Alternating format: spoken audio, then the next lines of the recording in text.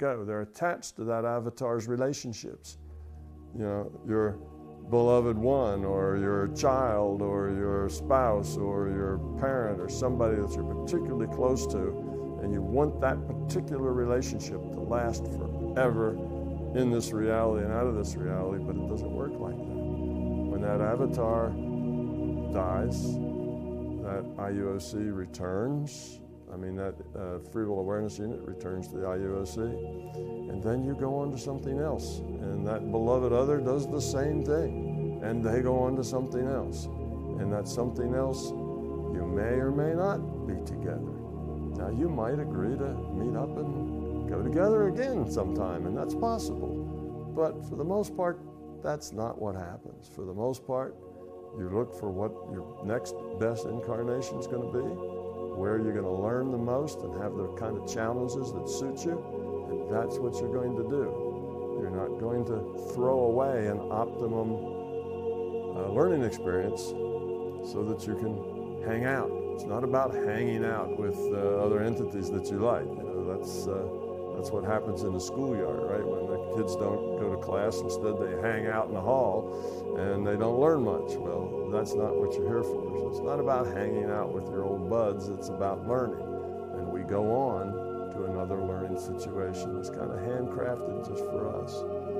And we may later on run up with some of those same consciousnesses again, but it's totally different then. They're not the old avatar. You see, Susie, your beloved spouse, or your sister, or your mother, when you meet her again, it's not Susie. Susie's gone.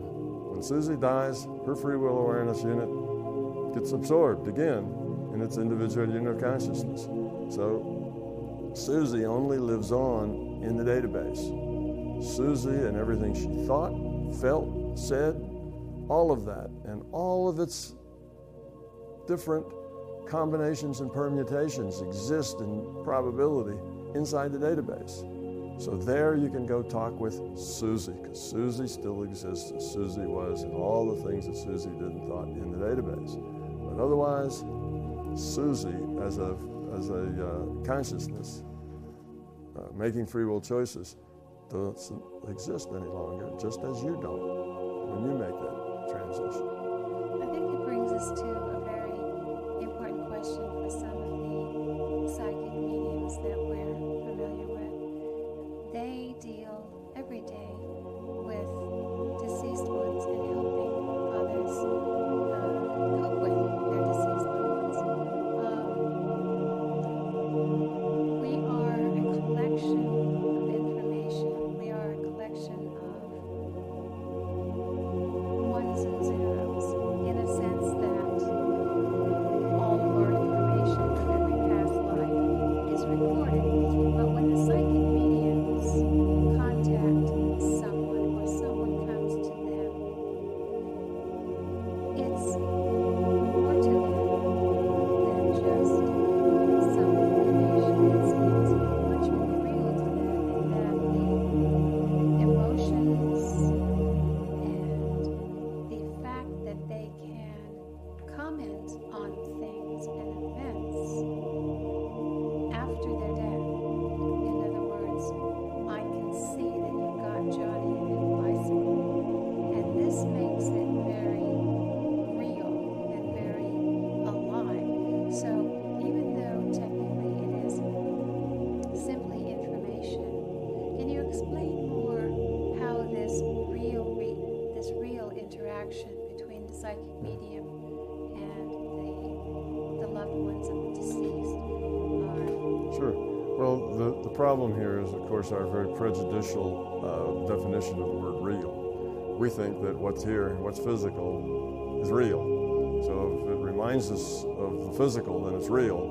And if it doesn't, then it's not real, you see. And that's not the way it is, actually. We're the virtual reality that's computed. And the consciousness is a lot more real. And you say that, oh, they have emotion, plus you can get information from them, like, well, you know, I hid, $1,000 under the floorboard at the back of the bedroom, you know, under where, you know, the northeast corner of the bedroom.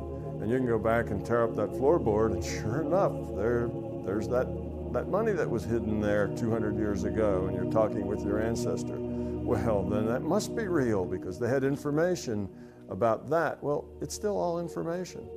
It's just information. Of course that information is recorded, and yes, that database can give you that information. The emotions and feelings are also information, and they give you that information. And all of the attitudes, the ability to interact with things that are going on now. I see that you bought Susie a new bike. Okay, well, that's commenting on a current event. Or they may comment on the results of an election, you know, or something like that. Of course, all of that is information. But the thing is, when that information comes to us in a way that feels physical to us, feels like we avatars are used to experiencing, then we say, oh, that's real. That has to be real because it's the emotion, it's the feeling, it's the accent, it's all the things. And even it's the visuals. The medium can say, well, I see a big man who's heavy set with bushy eyebrows and wearing a plaid scarf. And the other person may say, wow, that's exactly right. He was big and heavyset, had bushy eyebrows, and his favorite thing of all was that he wore when he went out was this plaid scarf. That's got to be real. See, well, the realness of it is just whether or not it resonates with our sense of what is real, and our sense of what is real is what our avatar has experienced. So, of course the information's going to come that way. I mean, how would it be if you had a medium and the medium said, okay, I'm getting a picture. Let's see, I see a three-headed chicken and it's speaking French and it says that, you know, well, people would say, nah, that doesn't fit. That's not me. That's not him. He wasn't a three-headed chicken. This is crazy. You're incompetent, and they leave. So if the larger system is going to allow this kind of interaction with the database, it's going to do it in a way that seems real. You're going to get a whole person with emotions and feeling and memories and all of that, and an ability to talk about current events. The system's going to present it that way because that's a way in which the client, if you will, can get the information, can find value in the information, can think this is real as opposed to I'm being conned by this medium. You see, so that produces credibility. So if the point is to deliver this information, and usually the point in these cases are where you're trying to heal wounds that have never healed yet between individuals still here and individuals deceased. And the wound healing doesn't really have to do with the deceased, it has to do with the individual still here. Okay, they have problems, unfinished business, connections, forgot to say I love you before the person died, whatever it is. They want some comfort, some connection, some resolution, and that's why they're there. And it's in the system's best interest that they get that connection, that resolution, that they find some peace because now they can go on, they can grow up, they can evolve more efficiently if they're not carrying this wound, this problem around with them, you see. Or even if they just are learning that reality is bigger than just the physical. So the system may want to give them very accurate data about old Uncle Fred, you know, who was dead or whatever, right down to the scarf he wore or to the money's under the, you know, back corner of the bedroom. They may want to do that just so that person would learn that reality is bigger than it seems. You're opening them up. So there's lots of reasons why the system would want to make that information as complete, as real, as significant, as credible as possible. And it's got all the information. So it can present the correct image with the correct clothes on, with the correct attitude, with the correct bushy eyebrows, and it can discuss current events or anything else. This is an exercise in healing somebody, helping them on their journey of evolution with information and using the medium to make that connection. Because otherwise, that healing can't be done. That person's dead now. You know, it's hard to heal that wound between them. So that's what's going on here.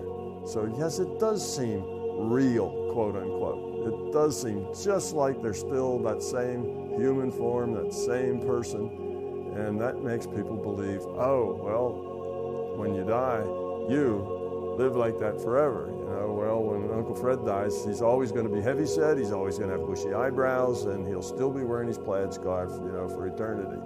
That's, you know, for eternity, you don't get to change clothes, you know, you don't lose weight and get in shape, you know, however